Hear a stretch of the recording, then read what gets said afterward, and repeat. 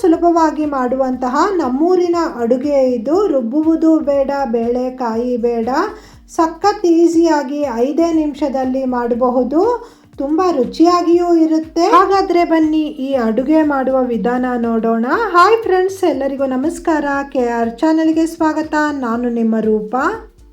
ಈ ಅಡುಗೆನ ನಮ್ಮ ಕಡೆ ಸೊಪ್ಪಿನ ಮುದ್ದೆ ಅಂತ ಕರೀತಾರೆ. ಈ ಸೊಪ್ಪಿನ ಮುದ್ದೆ ಮಾಡೋಕ್ಕೆ ನಾನಿಲ್ಲಿ 1 ಕಟ್ಟಿನಷ್ಟು ಕೆಂಪು ಹರವೆ ಸೊಪ್ಪು ತಗೊಂಡಿದ್ದೀನಿ. ಹರವೆ ಸೊಪ್ಪು ಕ್ಲೀನಾಗಿ ತೊಳೆದು ಚಿಕ್ಕದಾಗಿ ಕಟ್ ಮಾಡಿ ಪಾತ್ರೆಗೆ ಹಾಕ್ಕೊಂಡಿದ್ದೀನಿ.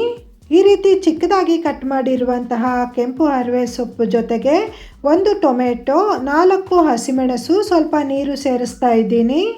ಇದನ್ನು ಸ್ಟವ್ ಮೇಲಿಟ್ಟು ಚೆನ್ನಾಗಿ ಬೇಯಿಸಬೇಕು. ಸೊಪ್ಪು ಅರ್ಧ ಭಾಗದಷ್ಟು ಬೆಂದ ನಂತರ ಇದಕ್ಕೆ 3 ಸ್ಪೂನಿನಷ್ಟು ಹುಣಸೆ ಹಣ್ಣಿನ ನೀರು ಸೇರಿಸ್ತಾ ಇದ್ದೀನಿ. ನೀರಲ್ಲಿ ನೆನೆಸಿಟ್ಟಿರುವಂತಹ ಹುಣಸೆ ಹಣ್ಣನ್ನು ಚೆನ್ನಾಗಿ ಕಿವುಚಿ ರಸವನ್ನು ತೆಗೆದಿಟ್ಕೊಳ್ಬೇಕು.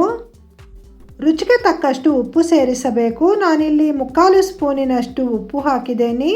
ಹಾಗೆ 1 ಸ್ಪೂನಿನಷ್ಟು ಬೆಲ್ಲ ಸೇರಿಸ್ತಾ ಇದ್ದೀನಿ. ಉಪ್ಪು, ಹುಳಿ, ಖಾರ ನಿಮ್ಮ ರುಚಿಗೆ ಎಷ್ಟು ಬೇಕೋ ಅಷ್ಟು ಹಾಕಿ ಇದನ್ನು ಒಮ್ಮೆ ಈ ರೀತಿ ಚೆನ್ನಾಗಿ ಮಿಕ್ಸ್ ಮಾಡಿ ಸೊಪ್ಪು ಮೆತ್ತಗಾಗುವವರೆಗೂ ಇದನ್ನು ಬೇಯಿಸಬೇಕು. ಸೊಪ್ಪು ಚೆನ್ನಾಗಿ ಬೆಂದ ನಂತರ ಕಡ್ಗೋಲಿನಲ್ಲಿ ವಿಡಿಯೋದಲ್ಲಿ ತೋರಿಸಿದ ವಿಧಾನದಲ್ಲಿ ಒಮ್ಮೆ ಈ ರೀತಿ ಚೆನ್ನಾಗಿ ಮಿಕ್ಸ್ ಮಾಡಿ ಇದಕ್ಕೆ ಒಗ್ಗರಣೆ ಮಾಡಬೇಕು. ಒಗ್ಗರಣೆಗಾಗಿ ನಾನಿಲ್ಲಿ ಚಿಕ್ಕ ಬಾಣಲಿ ಇಟ್ಟಿದ್ದೇನೆ. ಬಾಣಲಿಗೆ 2 ಸ್ಪೂನಿನಷ್ಟು ಎಣ್ಣೆ ಹಾಕಿದ್ದೇನೆ. ಎಣ್ಣೆ ಸ್ವಲ್ಪ ಬಿಸಿಯಾದ ನಂತರ 2 ಸ್ಪೂನಿನಷ್ಟು ಸಾಸಿವೆ, 2 ಸ್ಪೂನಿನಷ್ಟು ಉದ್ದಿನಬೇಳೆ, 1 ಗಡ್ಡೆಯಷ್ಟು ಸಿಪ್ಪೆ ತೆಗೆದಿರುವಂತಹ ಬೆಳ್ಳುಳ್ಳಿ, ಸ್ವಲ್ಪ ಕರಿಬೇವನ್ನು ಹಾಕ್ಕೊಂಡು ಒಗ್ಗರಣೆ ಫ್ರೈ ಮಾಡಬೇಕು. ಬೆಳ್ಳುಳ್ಳಿ ಅರ್ಧ ಭಾಗದಷ್ಟು ಫ್ರೈ ಆದ ನಂತರ 1 ಈರುಳ್ಳಿನ ಚಿಕ್ಕದಾಗಿ ಕಟ್ ಮಾಡ್ಕೊಂಡಿದ್ದೀನಿ. ಇದಕ್ಕೆ ಸೇರಿಸಿ ಎಲ್ಲ ಪದಾರ್ಥಗಳನ್ನು ಚೆನ್ನಾಗಿ ಫ್ರೈ ಮಾಡಬೇಕು.